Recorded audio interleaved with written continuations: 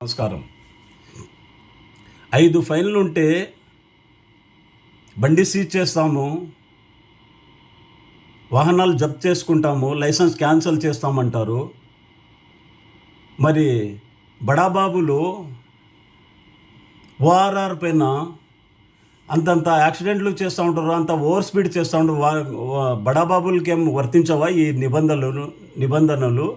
సామాన్య బీద డ్రైవర్కే వర్తిస్తాయా? మీరే చెప్పండి. ఒక తల్లి బిడ్డ జన్మ ఎత్తాలంటే, ఒక బిడ్డ ప్రస్తావించాలంటే, హాస్పిటల్ పోవాలంటే డ్రైవర్ కావాలి, స్కూల్కి పోవాలంటే డ్రైవర్ కావాలి, పెళ్ళి చేయాలంటే డ్రైవర్ కావాలి, వాడి ఆ సమాధిలో సచ్చినాక సమాధిలో బూడ్చాలంటే డ్రైవర్ కావాలి. మరి డ్రైవర్ పైన దాడులు ఎట్లా చేస్తారయ్యా? దీనికేం ప్రభుత్వం స్పందించదా? దీనికేం చట్టాలు ఉండవా? బీద డ్రైవర్కేనా చట్టాలు ఉండేది, చట్టాలు వర్తించేది?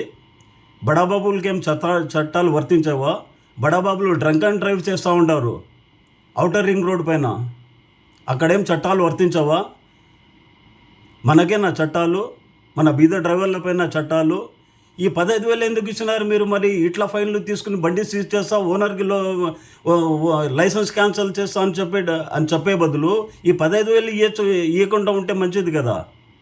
ఈ 15,000 ఇట్లా ఇస్తూ ఉంటారు, కేసులు రాస్తూ ఉంటారు. ఏదో పార్కింగ్లో అక్కడ బండి పార్కింగ్ పెట్టి ఫోటో కొట్టుకొని పోతారు. అయ్యా తీసామంటే కూడా తిడతారు, కొట్టేదానికి వస్తారు. మరి బడాబాబులకి అయితే ఇట్లే చెప్తారా?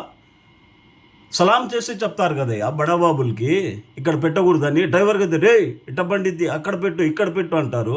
ఏం డ్రైవర్ అంటే అంత చులకనమ్మా? డ్రైవర్కి ఒక న్యాయము, బడాబాబులకి ఒక న్యాయమా?